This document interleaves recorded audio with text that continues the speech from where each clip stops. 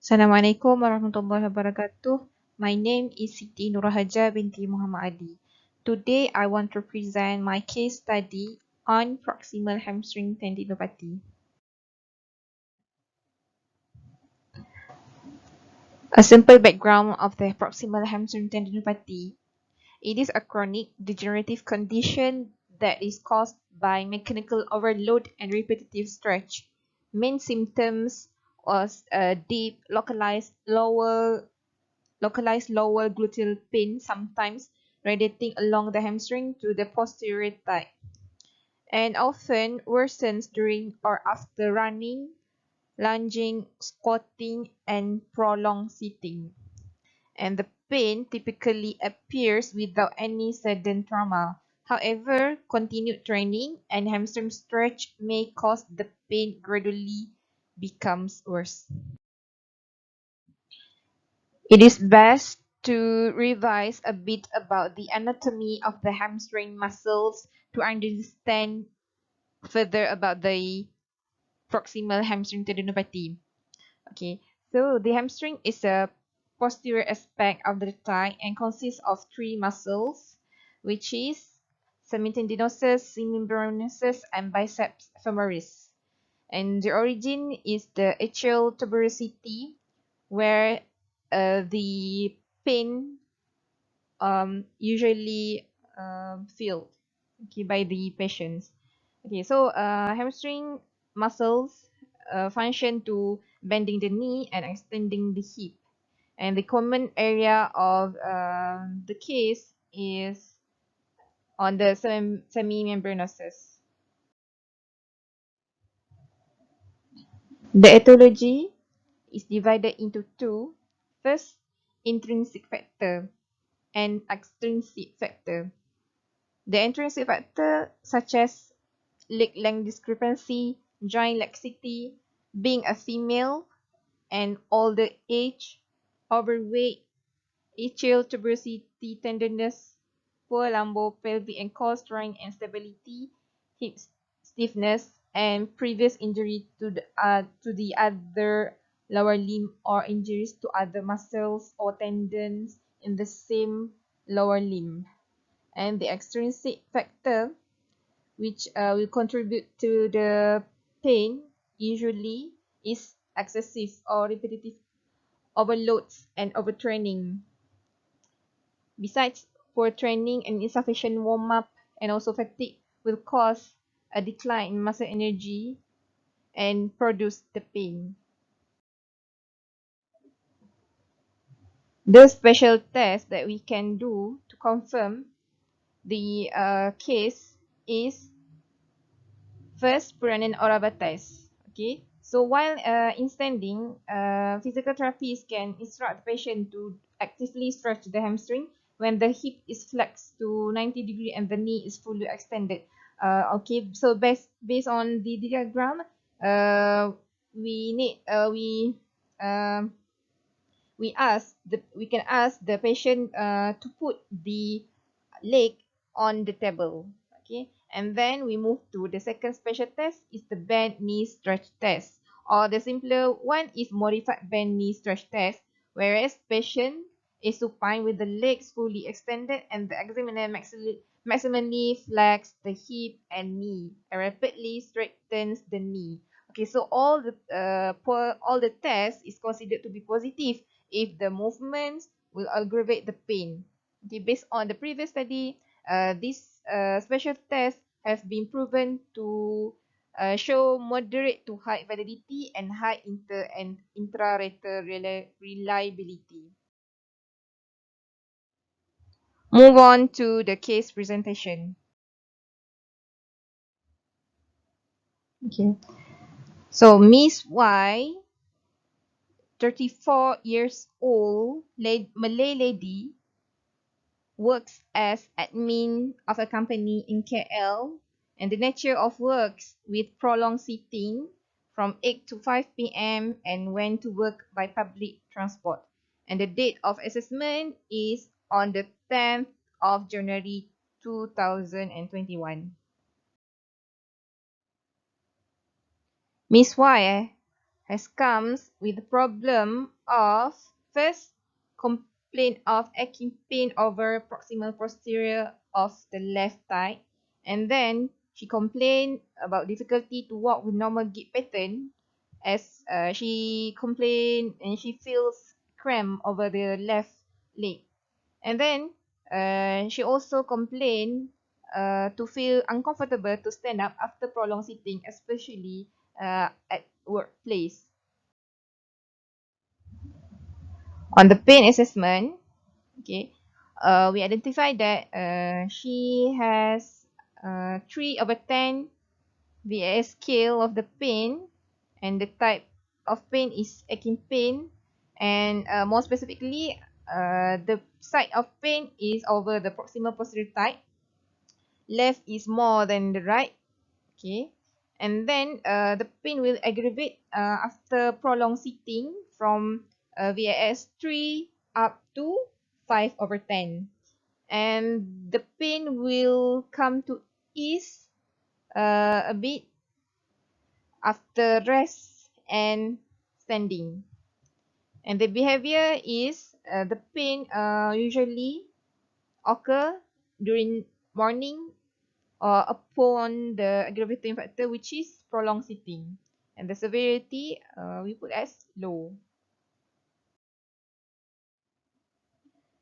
Miss Y complained of aching pain on her left posterior thigh maximally the past 2 days, and she had first experienced the pain since in training period for virtual 21 km Kuala Lumpur Standard Chartered Marathon for last December 2020. Since then, the pain was on and off, and she never went for medical doctors. But last 2 days, she feels the maximal pain on her left posterior thigh after prolonged sitting at workplace, and brings to discomfort for her when to walk for punch time out and when home. And she decided to come to PhysioGo, a physiotherapy center, after her housemate advised to go for physio. She doesn't have a past related history and generally healthy, no other underlying medical problems, no family history of joint problem, no previous study, and no pacemaker or hearing aids. And she is a single lady, live in apartment level 1, and usually you choose to use stairs. And currently, since 2019, she start to follow her friend to be active by join running and marathon, and also she play gym for endurance program. The current pain has affected her activity of daily living, okay, including to walk normal, from sit to stand, climb up and down stairs, for squatting, and also to prayer. Move on to the objective assessment. Okay. So, from the general observation, she is a moderate body size Malay woman, come into physiotherapy clinic with her friend and walk independently with limping gait without any walking aid. And she looks to wear elastic muscle guard on her left thigh. And from the local observation, we have identified that there is no bruising, no redness, or no rashes over the local area. And from the posture analysis, we find out that she have left pelvic level slightly higher than right. And then she have flat foot on both sides, especially on her left feet. And from the gait analysis, generally, she encountered with reduced hip and knee flexion of right leg during swing phase, and reduced cadence with reduced step length.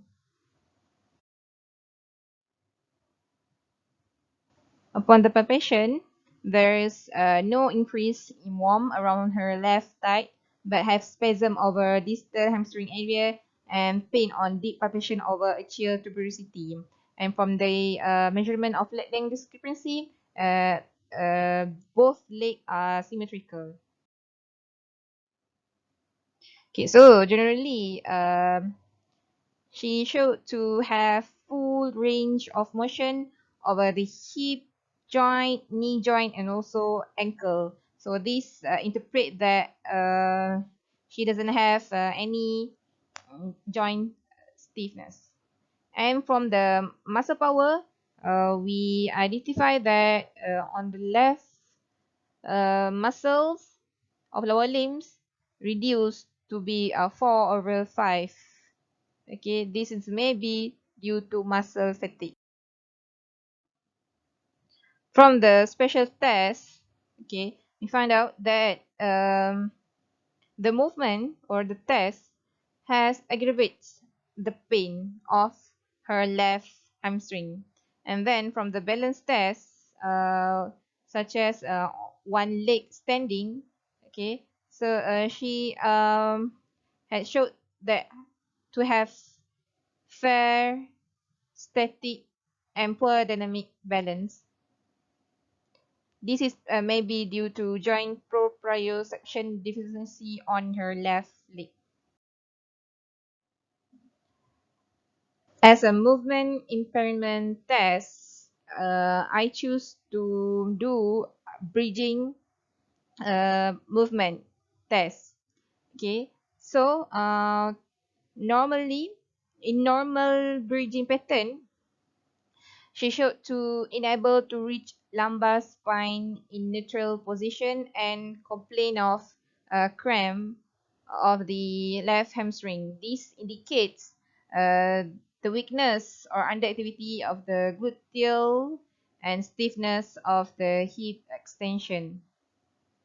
And then when we move to progressive bridging, which is on flat, feet flat and with the single leg, non-weight bearing leg parallel to weight bearing thigh, okay, should to enable to achieve each progressive challenge task.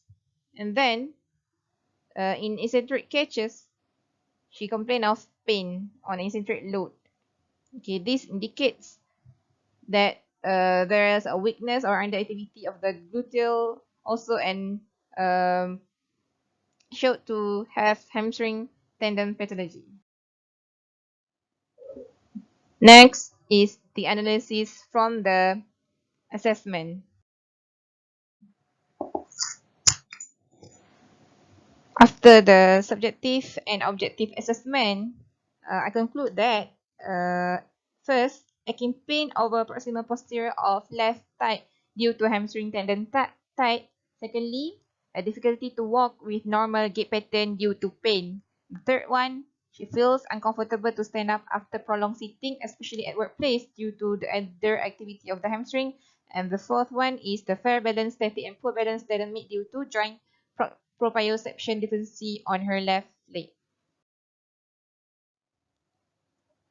So as for this patient, we may aim short-term goal for her to reduce pain over her left thigh within 1 day, and then to strengthen the lower limbs within 3 weeks, and to promote balance within 1 month. And for the long-term goal, we hope that we can achieve her optimal ADL function, such as to be able to return to her activity, and then to avoid secondary complications such as lower back pain. Plan of intervention that we can promote for her is pain management, stretching exercise, mobilizing exercise, strengthening exercise, balance training, home exercise program, and also patient education. As the first session, okay, I do for pain management to her, including soft tissue manipulation in such as effleurage, petrissage, and rubbing around the hip and hamstring muscles.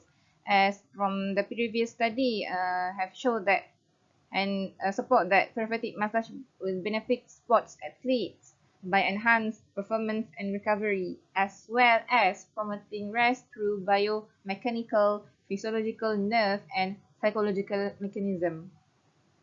And then I prescribed her to do mobilizing exercise that want to promote that use concentric and eccentric of the hamstring, while put 0.5 kilogram of the dumbbell on the distal leg, while she do actively knee flex and actively knee extension. And while doing the movement, I observe how she do the movement, as we want to promote the movement with a precise pattern and no internal or external rotation. Okay. Then on that session, I also teach her to do a strengthening exercise as a eccentric exercise, and I choose to teach her to do a bridging, simple bridging. While supine lying, I asked her to lift the buttock of the bed until it achieve neutral trunk and hold 10 seconds, repeat 10 times and for 2 sets. As bridging under the eccentric exercise have proven to enable remodeling and flexibility improvement, as Lawrence and Riemann in 2011. And the other evidence also showed that eccentric strength exercise for hamstring will help to improve hamstring strength and the angle of pick top, which can avoid future injury to the muscle. And then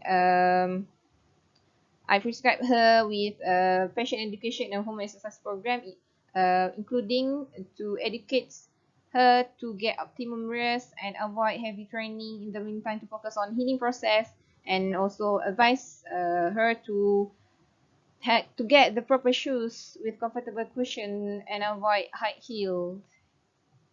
And the HEP is mobilizing exercise and bridge exercise as top, and ask her to do 2 sessions per day. So after the treatment or before and the session, I evaluate her condition, and then she feels a relief after the exercise, and also she seems to able to complete all the exercise given, and patient claims to understand through the home exercise program prescribed. And I plan for review on reassess the pain, muscle strength, movement impairment, and HEP given. And also I plan to continue with progressive strengthening exercise, and also to balance training. Okay, so this is the reference that have helped me to understand more about the case.